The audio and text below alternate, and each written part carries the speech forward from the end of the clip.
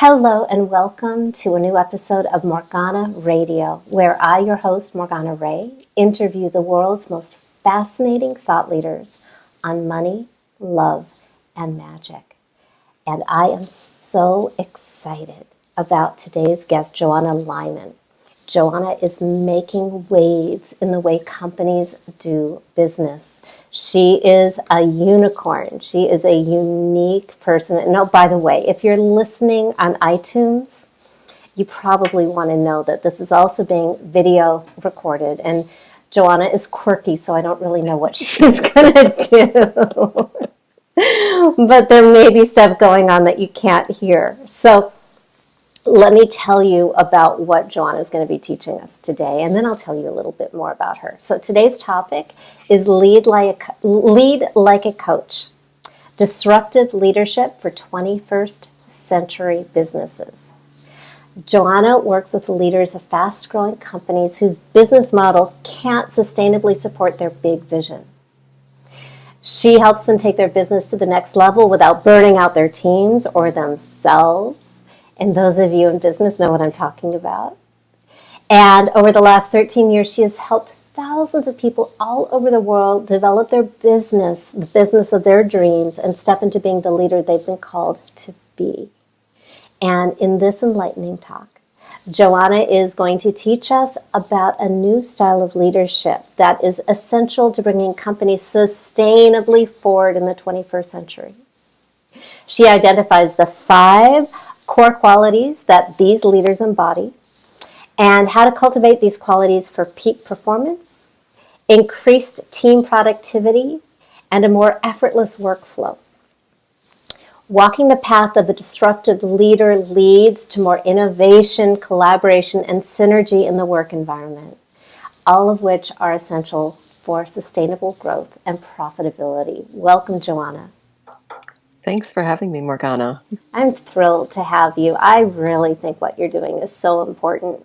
So, how did you become the evangelist for disruptive leadership? It was a bit of a long and winding road, but the long and short of it is that over the 13 years that I've been in business, I have been a bit of a unicorn myself. Visual cue for the people who are not watching the video. You didn't want to miss that. And I really have always built my business in partnership with Source.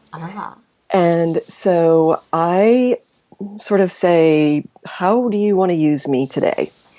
And so, my business path has been a fairly crooked line over the last 30 years. But as a coach and a business owner, I started as an abundance coach. And that's where we met. Right. Yep. And then after I imploded my 20-year marriage and managed to pull it back together and make it extraordinary, people kept saying to me, like, you need to teach that. So I did a pivot and I started relationship coaching, and I did that for a few years and got to the point, frankly, that if I had to tell one more middle-aged woman that the way to make her relationship better was to do things like ask for what you want, tell the truth about how you're feeling. Yeah. It just seemed so obvious to me. And then I had written a book called The Soulmate Myth. And a couple times, 3 times now, this has happened to me in my business that I do the work, I teach, I learn something myself, teach it to my clients, write a book, and then the universe says, full stop, you're out of here, on to the next thing. Rather than maybe leverage something. No, it just sounds like, okay, that fulfilled its purpose. Time. Right. Been there, done that. Now you've graduated to the next class. Yeah, and so that's sort of what has happened. So I started in 2012 working with entrepreneurs, primarily solopreneurs, and really, our most emotionally charged relationships are around sex and money, or love and money. Yep. And so that impacts everything we do in our business and in our personal life. So I was doing that from sort of with this unconscious competence. Like I knew that I was helping my clients. We were doing all sorts of weird things and deep ritual and channeling and super fun stuff. Because for me, if it's not fun, I won't do it. But I couldn't have really articulated how and why it was working until I got the nudge to produce and direct a theater performance out of nowhere. That's weird.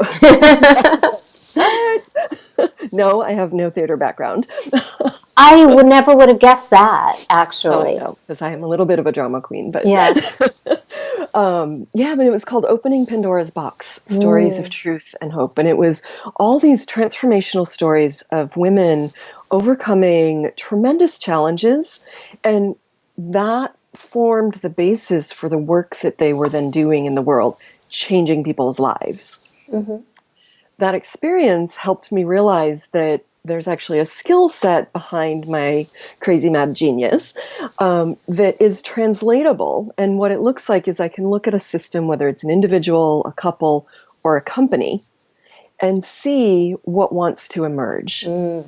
And see where they're stuck and see how to kind of braid together those invisible red threads to allow the next evolutionary iteration of the business to come to pass, come to fruition. Beautiful. Beautiful. So I'm really curious because now you're working with companies primarily, and I see that you're growing really quickly, which I think is great. And what is your definition of disruptive leadership? Oh, no one's ever asked me that before. I love it. Basically, the way we're working isn't working.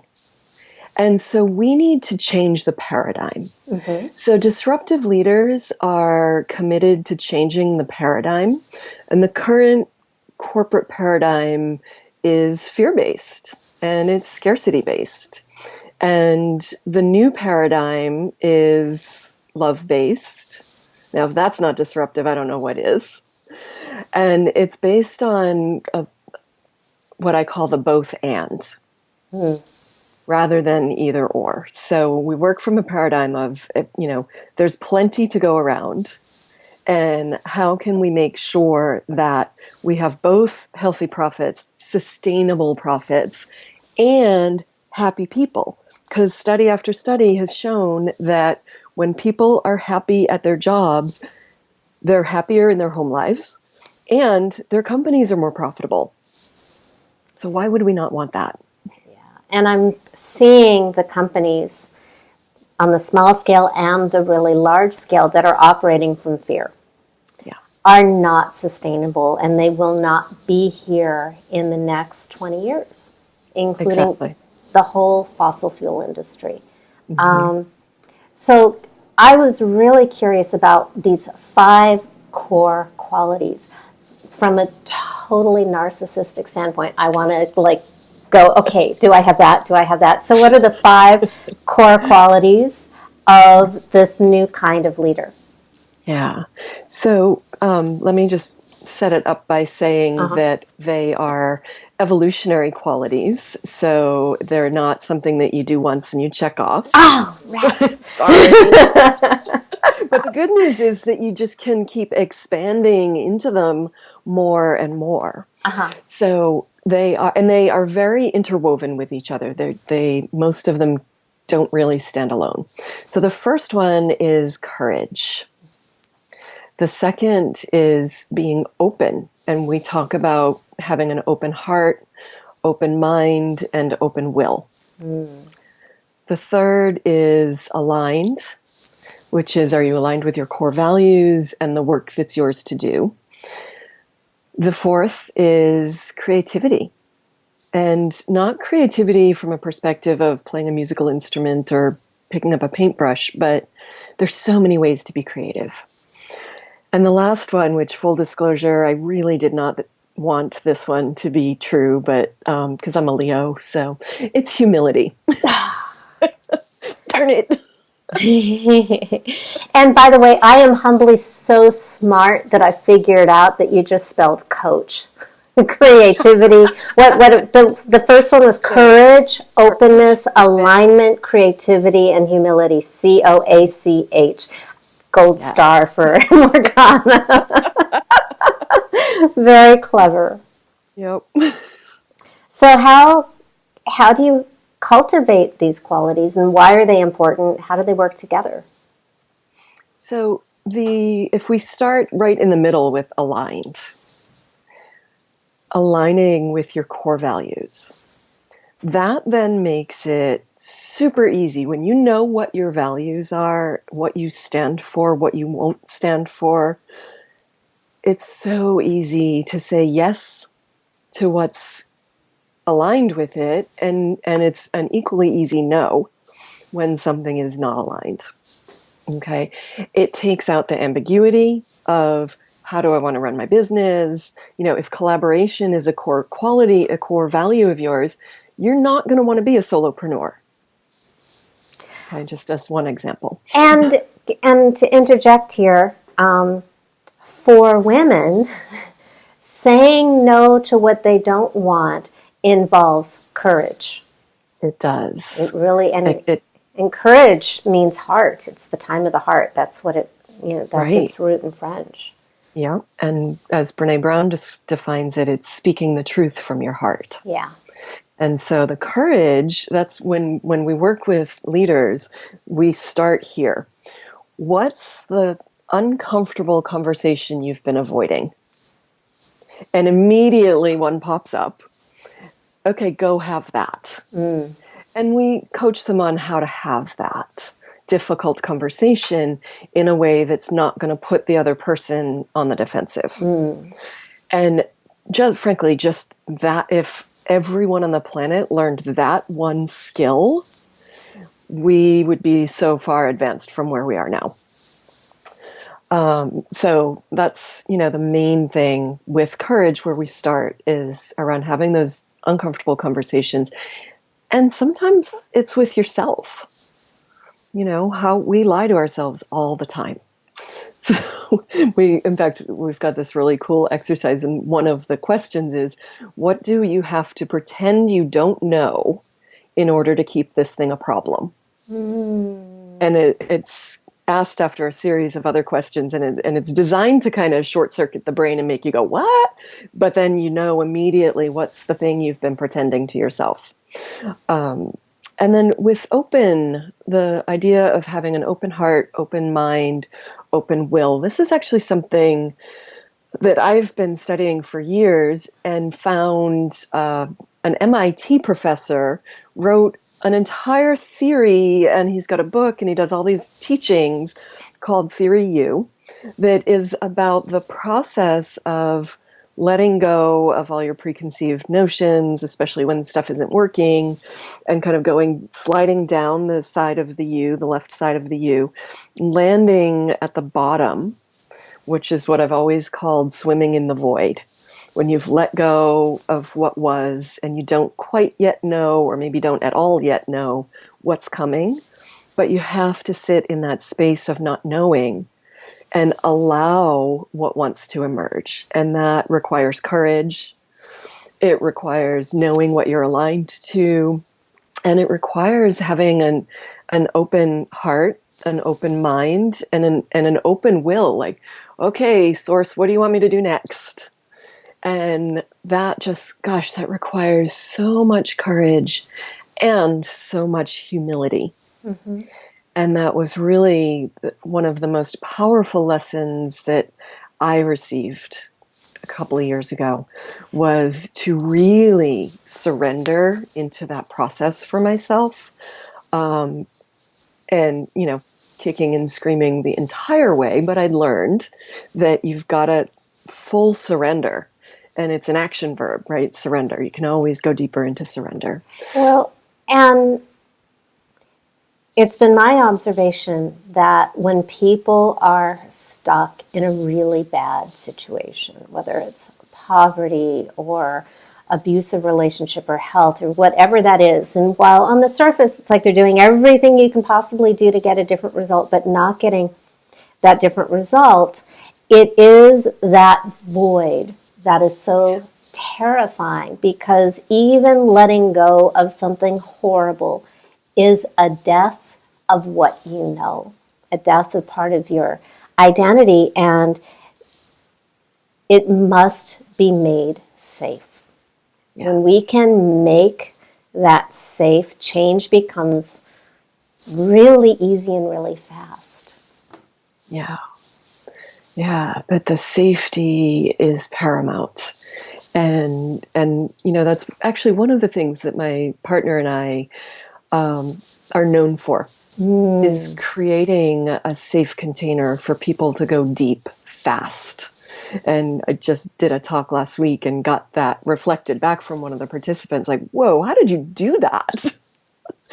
And it's that holding the container so that it's safe to not know. It's safe to have that difficult conversation. It's safe to open yourself up to something that you've not thought of before.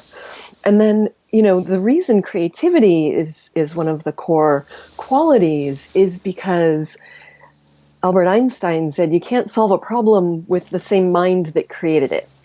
And we know from study after study after study that getting people out of their routine fosters creativity. That's why some of us have our best ideas while we're in the shower. Or for me, it would be the moment before I would drop into sleep, which was super annoying. But once I learned that and put a notebook by my bed because I always thought I would remember it, and you'd never remember it. So get a notebook, keep it by your bed. Doing improv. So we do improv with some of our people, and just to get them loosened up and out of their shells and laughing, because laughter is such a powerful force for good. So and then humility is really, the definition of humility is that you don't think you're better than anyone else. And one of the core tenets, we've got two core tenets in our company. One is that we believe that all of the members of the organization are smart, resourceful, creative problem solvers when they're given the tools and the permission, can solve almost any problem at the source. So the janitor has as much value as the CEO. And isn't that just sort of basic human kindness 101? Like, don't be a jerk, But as leaders, it can be so tempting to put on the mask of expert. And I know, because I've been there, done that, because we don't want to appear vulnerable. Whereas I personally think that vulnerability is one of the most incredibly powerful forces on the planet. Well, in my experience, we're punished and ridiculed in school. Yes. For not having the answer, not being the expert, not being the best. So there's a Right. lot of unlearning that needs to go on to make that Yeah. safe and change the culture. Absolutely. Which is actually part of my grand plan for changing the world. Because, it's not enough to change the face of capitalism. No, that's just for breakfast. Archangel Michael told me I had to be bolder than that. Okay, what's bolder than that? So why? We change the face of capitalism so that the leaders who are now courageous, open, aligned, creative, and humble can turn around and look at their new recruits coming in from schools and say, these kids are not learning what they need in order to be powerful leaders in this organization. We need to change the way we educate our kids from preschool on up so that we don't suck the life out of them.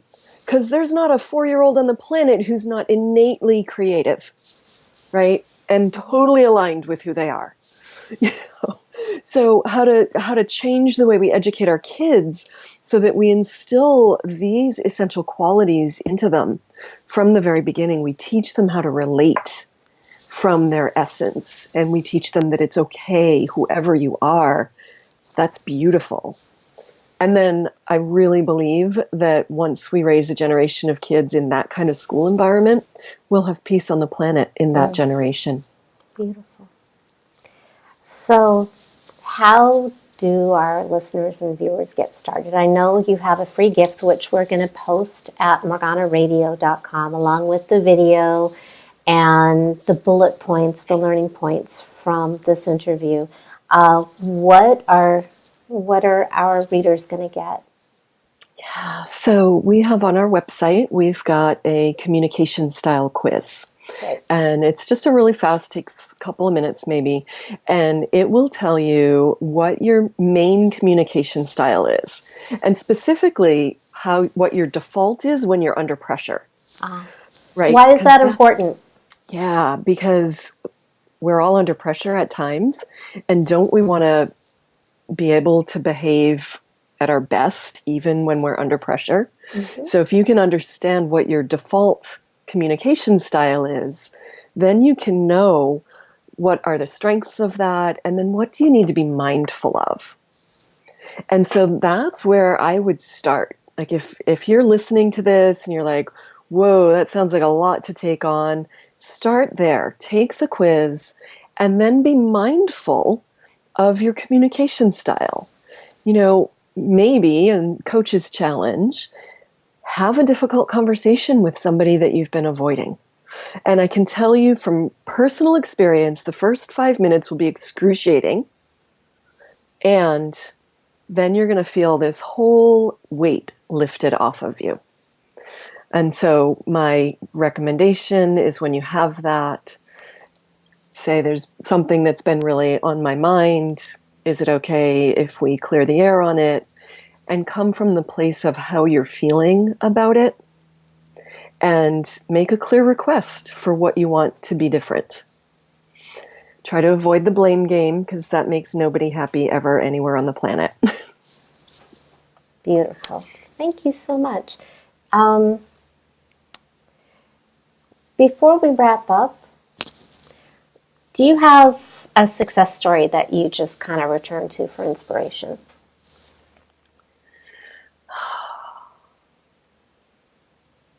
Yeah, and this is going to be a strange, unicorny kind of story. And for the people on iTunes, she just put her unicorn horn back on her head, because this is on video also at morganaradio.com. Okay, go ahead. Yeah.